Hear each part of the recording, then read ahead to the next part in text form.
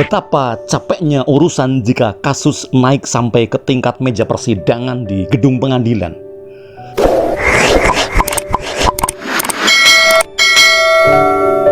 Saya alhamdulillah belum pernah berkasus, belum pernah punya masalah yang besar-besar atau permasalahan yang rumit dan berat. Naudzubillah min zalik. Semoga jangan pernah sampai, jangan pernah mengalami, jangan pernah punya masalah yang penyelesaiannya sampai harus dibawa dan diputuskan oleh majelis hakim di sidang-sidang dan di persidangan-persidangan di gedung pengadilan. Saya cuma mencermati betapa capek, betapa rumit, dan betapa peliknya urusan dan permasalahan yang sudah sampai di meja hijaukan.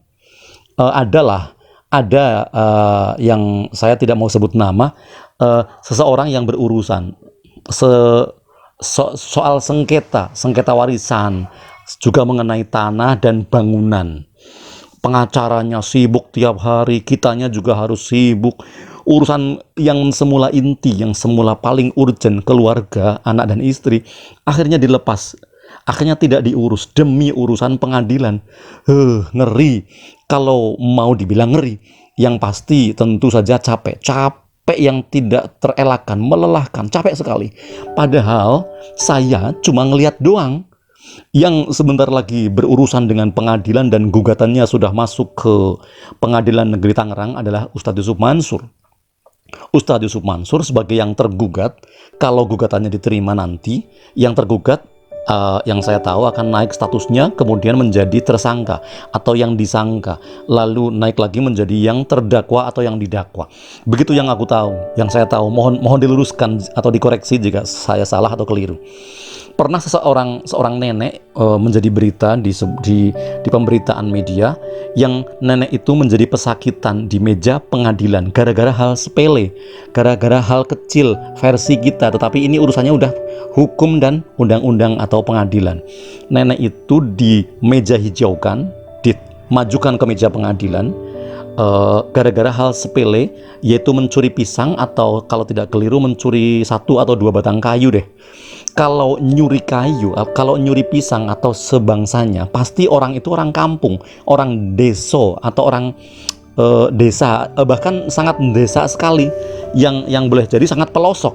Nenek tua itu kemudian dihadapkan di meja persidangan di gedung pengadilan di kota. Tidak usah repot-repot atau jauh-jauh sampai ke materi persoalan persidangan atau persoalan materi gugatan atau delik aduannya.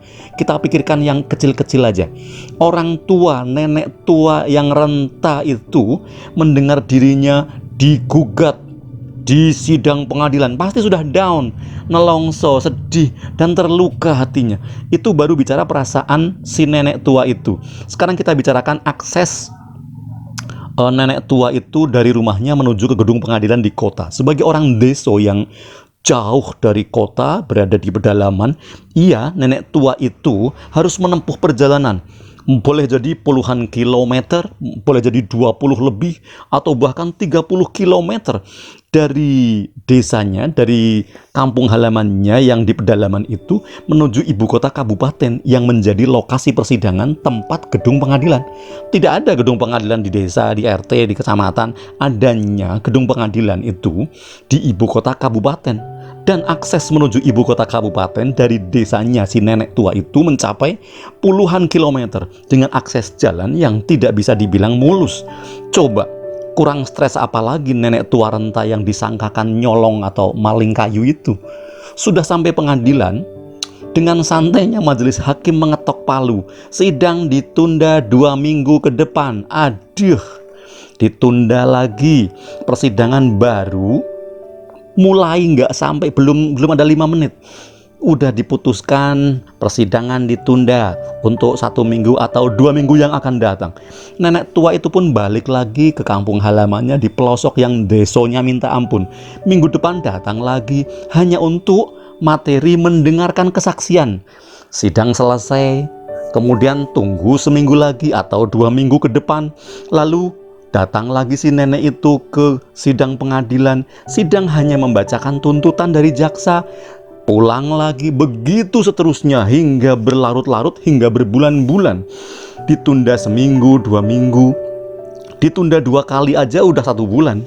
Makanya jika punya urusan, usahakanlah kalaupun punya perkara, punya kasus, punya permasalahan, siapalah yang tidak punya masalah, siapalah yang tidak punya kasus atau perkara, dahulukanlah penyelesaian pada proses yang paling bawah, paling praktis, paling sederhana, paling simpel. Apalagi kalau bukan penyelesaian secara kekeluargaan.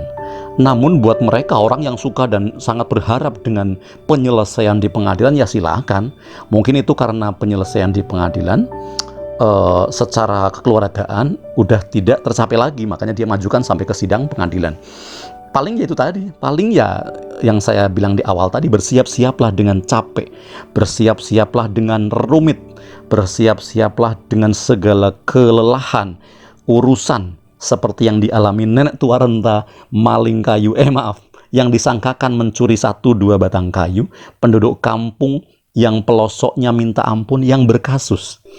Berdoalah dan berusahalah semoga kita dijauhkan dari urusan-urusan pelik, yang rumit, yang kasusnya nggak jelas, yang kasusnya berbelit-belit.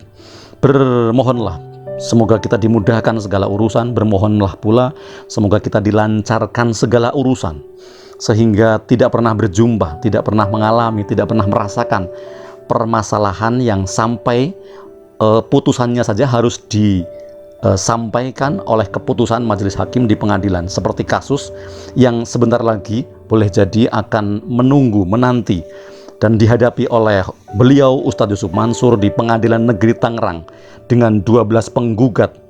Dan tidak cukup itu, selain dengan 12 penggugat, juga dengan 8 poin gugatan dan tuntutan.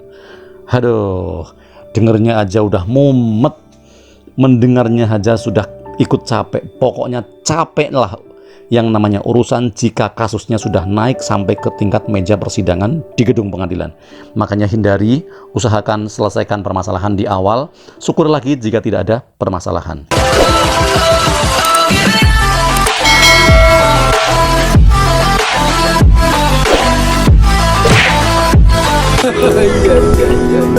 Terima kasih teman-teman yang sudah menonton video ini. Jangan lupa klik tombol subscribe. Dan jika kalian suka video ini, angkat jempol kalian. And see you.